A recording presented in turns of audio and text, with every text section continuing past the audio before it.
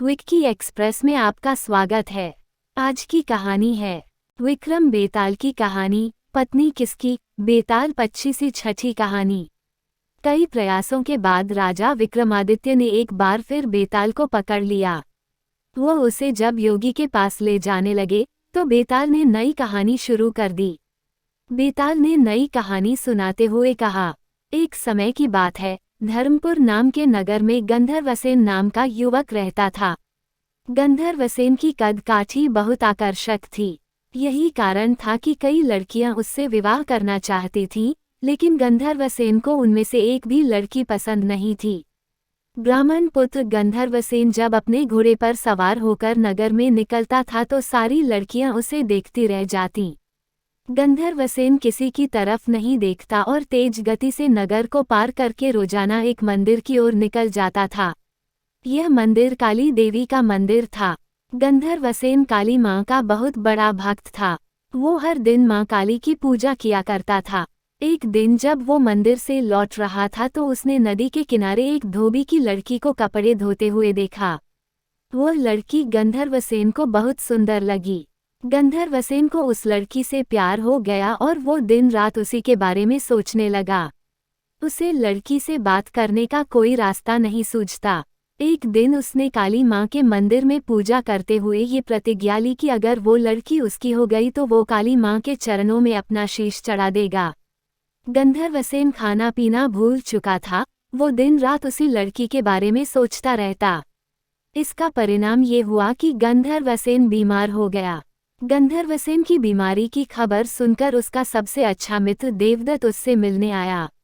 अपने परम मित्र को बिस्तर पर पड़ा देख देवदत्त ने उसकी उदासी का कारण पूछा। गंधर्वसेन ने देवदत्त को अपना हाल सुनाया और बोला कि उस लड़की से अगर मेरा विवाह नहीं हुआ तो मैं मर जाऊंगा। देवदत्त अपने मित्र से बहुत प्यार करता था, इसलिए उसने लड़की को ढूंढने की ठानी। देवदत्त उस लड़की को खोजने में सफल हुआ।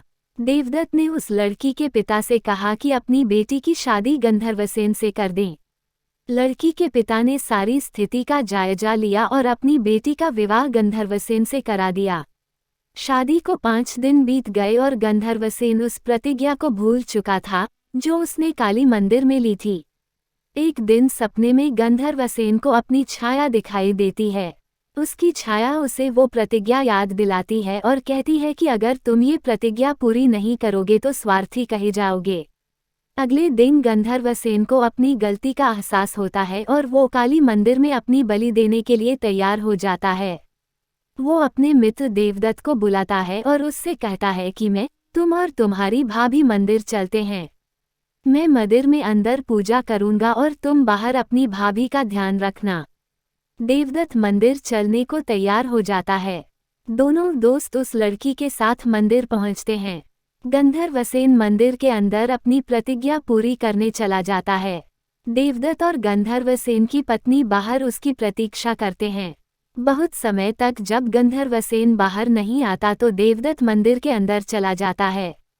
देवदत्त अंदर जाकर देखता है कि गंधर्वसेन ने अपनी तलवार से अपना सिर काटकर काली माँ को बलि चढ़ा दिया है। ये देखकर देवदत्त घबरा जाता है। देवदत्त सोचता है कि कोई भी व्यक्ति यह यकीन नहीं करेगा कि गंधर्वसेन ने अपनी हत्या खुद की है।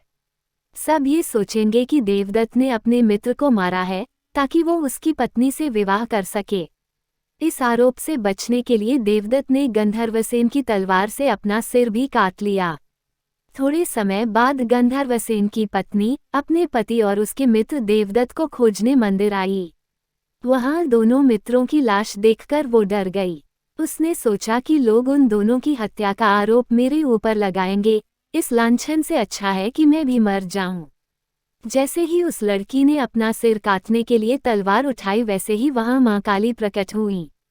माँ काली ने कहा, पुत्री मैं तुमसे प्रसन्न हूँ, बोलो क्या वरदान मांगती हो। लड़की ने कहा, आप इन दोनों को जीवित कर दीजिए। काली माँ बोली, तुम इन दोनों के सिर इनके धड़ों पर रखोगी तो ये जीवित हो जाएंगे। लड़की ने ऐसा ही किया, लेकिन उससे सिर रखने में गलती हो गई। उसने गंधर्वसेन का सिर देवदत्त और देवदत्त का सिर गंधर्वसेन के धड़ पर लगा दिया। दोनों मित्र जीवित होकर उस लड़की के लिए लड़ने लगे। इतनी कहानी सुनाकर बेताल ने विक्रमादित्य से कहा, राजन अब तुम ही बताओ कि उस लड़की का पति कौन है। विक्रमादित्य को जवाब मालूम था।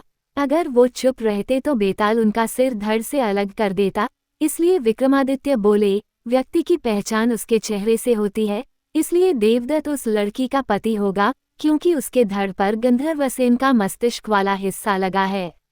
बेताल ने कहा, इस बार भी तुमने सही जवाब दिया है, इसलिए मुझे फिर से उड़ जाना पड़ेगा। इतना बोलकर बेताल फिर से घने जंगल की ओर उड़ गया। राजा विक्रमादित्य फिर से बेताल को ढूंढने के लिए उसके पीछे चल दिए। कहानी से सीख, इंसान जो भी करता है अपने मस्तिष्क से ही करता है, इसलिए उसकी पहचान मस्तिष्क से ही होती है। सुनने के लिए धन्यवाद। मेरा चैनल सब्सक्राइब करें, लाइक और शेयर भी करें। धन्यवाद।